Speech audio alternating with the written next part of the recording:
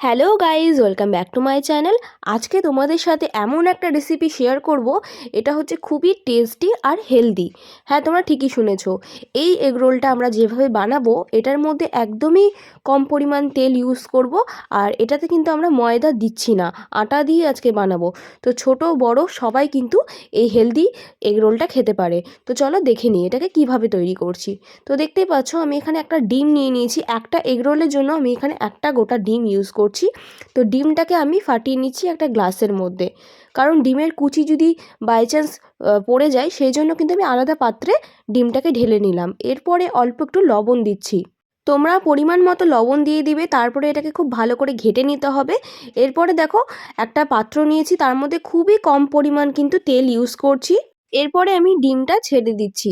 আর এখন কিন্তু আমাদেরকে পুরোপুরি লো ফ্লেমে রাখতে হবে। এটাকে অমলেটের মতন করে গোল গোল ঘুরিয়ে নিতে হবে। তোমরা দেখতেই পাচ্ছ ভিডিওতে আমি কিভাবে এই পাত্রটাকে গোল গোল ঘুরিয়ে নিচ্ছি। আর একদমই বড় হিট দিবে না, বড় হিট দিলে কিন্তু নিচের থেকে ডিমটা লেগে যেতে পারে।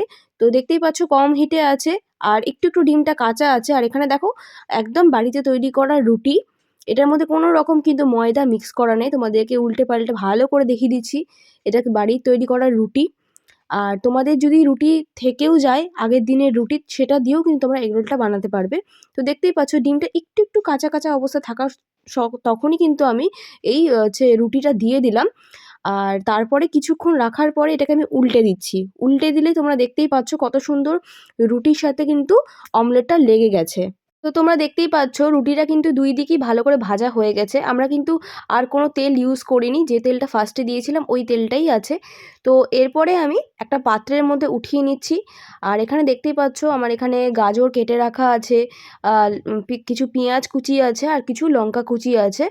তো এখানে আমি এক এক করে সবগুলো রুটির মধ্যে সাজিয়ে দেবো। দেখতেই পাচ্ছ বেশ অনেকটা পরিমাণে গাজর নিয়েছি। আর লঙ্কাটা তোমরা কিন্তু যেমন ঝাল খাও সেই হিসেবে নিবে। আমি বেশি ঝাল খাই না, তাই অল্প একটু লঙ্কা দিচ্ছি, আর কিছু পেঁয়াজ দিচ্ছি। আর এরপরে কিন্তু টমেটো সস দেব। আর শশা থাকলে কিন্তু তোমরা শশা কুচিও দিতে পারো। আমার কাছে শশা কুচি ছিল না, তো সেই কারণে আমি দিইনি। তো এখানে আমি পরিমাণ মতন সস দিলাম। এরপরে এটাকে গোল গোল করে রোলের মতন করে ঘুরিয়ে নিতে হবে। এবার তোমরা কিন্তু একটা কাগজ দিয়ে, যেরকম এগরোল করে না বাইরে, ওই রকমভাবেও করতে পারো। আমি আর হচ্ছে কাগজ দিয়ে মুড়াইনি, একটা টুথপিক নিয়েছি। টুথপিক নিয়ে এভাবে আমি আটকে দিয়েছি, কারণ ওটা আমি এখন খাবোই। তোমরা এটা বানিয়ে সঙ্গে সঙ্গেই খেয়ে নিবে। গরম গরম খেলে কিন্তু একদম বাইরের মতন টেস্ট লাগে, আর ঠান্ডা হয়ে গেলে কিন্তু একটু রুটির টেস্টটা পাওয়া যায়। তো আমি বলবো একদম বানিয়ে গরম গরমই খেয়ে নাও। দারুণ খেতে হয় আর খুবই হেলদি। তেলও কম পড়ে আর ময়দাও পড়ে না। তো বাচ্চা থেকে বড় সবাই খেতে পারবে। ভিডিওটা ভালো লাগলে লাইক করে দিও, কমেন্ট করে দিও, আর চ্যানেলটাকে সাবস্ক্রাইব করে দিও নতুন নতুন ভিডিও দেখার জন্যে।